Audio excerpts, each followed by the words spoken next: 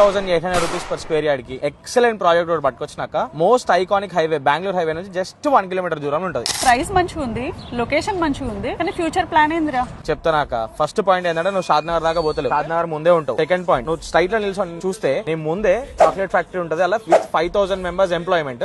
దాన్ని వచ్చే 1 year లో 10,000 members ఎంప్లాయ్మెంట్ చేస్తున్నారు. సెకండ్ పాయింట్, అదే సైడ్ లో నుంచి చూస్తే నీకు MSN ల్యాబ్ అవుపడుతుంది, ఒక IT కంపెనీ అవుపడుతుంది.